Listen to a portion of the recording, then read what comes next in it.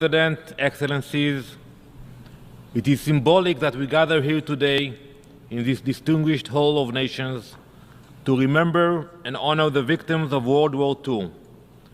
This is not only a commemoration of the past, it is a warning to the present, and it must be a call to action for the future. Too often, the story of the Holocaust is told from the moment the gates of Auschwitz opened. But that is not where it began. The Holocaust did not start in the gas chambers. It did not begin with ghettos or deportation trains. No, it began with words, with lies, with the slow, steady normalization of Jew hatred. It was not gas chambers that laid the foundation of the Holocaust. It was ideology. It was centuries of anti-Semitism, repackaged by the Nazi regime into a campaign of extermination. Long before there were concentration camps, there were insults. Before Kristallnacht, there were libels. Before the 6 million were murdered, they were dehumanized. The ground was fertile. The hatred was ancient. The world had seen it before, but it looked away. And that is what we must not do again. Colleagues, the Jewish people have not forgotten. We carry the memory of the Holocaust in our bones, in our blood, in our families. As Israel's ambassador, I stand here to speak not only for the memory of the 6 million, but for the mission they passed on to us, to ensure that what happened once will never happen again. But I must say that hate is again gaining momentum.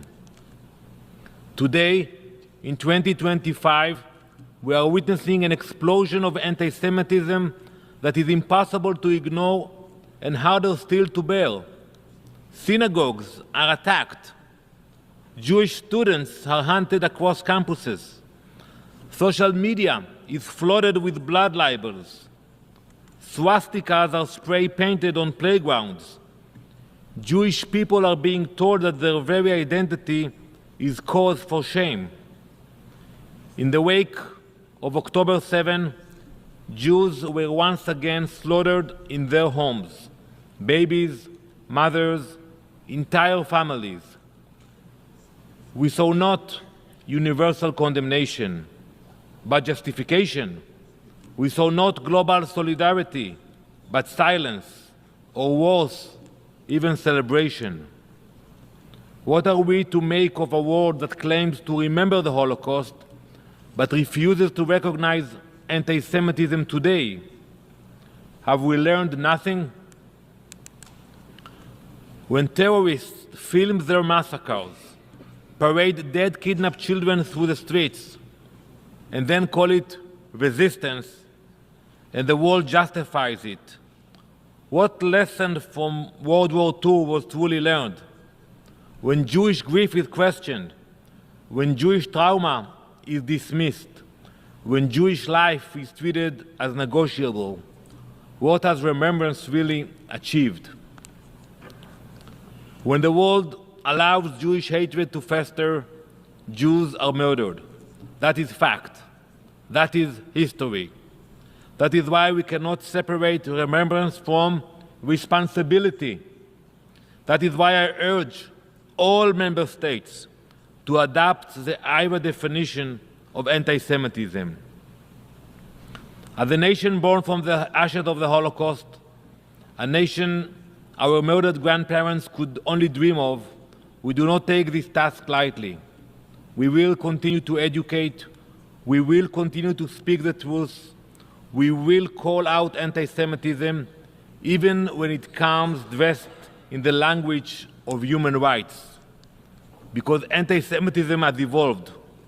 It no longer always wears a swastika. Sometimes it wears a suit. Sometimes it waves a flag. And too often, it is granted a platform even in this very institution, even in this very hall.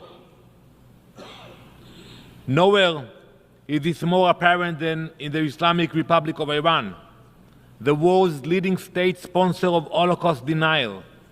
Its leaders have not only questioned the Holocaust, but openly mocked the victims. While denying the murder of 6 million Jews, they dream of doing it again. Iran's supreme leader has repeatedly and proudly called for the destruction of the State of Israel, home to over 7 million Jews. They are not alone. Iran has outsourced this genocidal agenda to its terrorist proxies. They are instruments of Iran's Sikh mission, a mission inherited from the Nazis to wipe Jewish people from the earth, and that is a member state of the United Nations. Look at the Houthis in Yemen. From hundreds of kilometers away, they fire ballistic missiles at Israeli population centers simply out of hatred of Jews.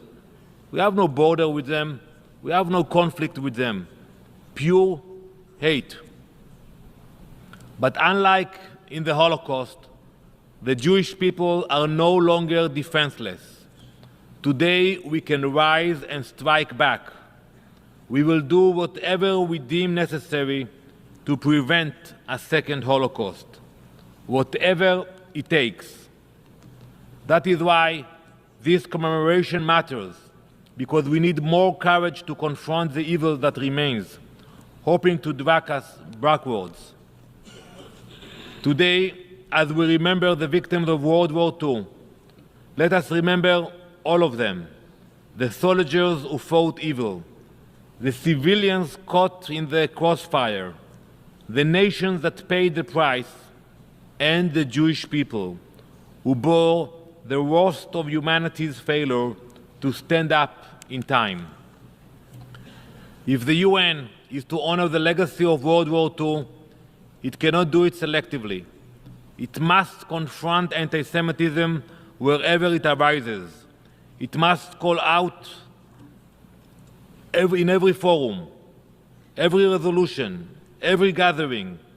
It must stand with the Jewish people, not only when it's easy, but when it is hard.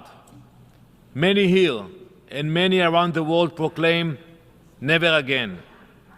Now is the time for that proclamation to finally become action. Let it be our policy.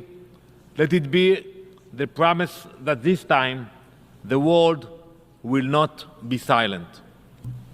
Thank you.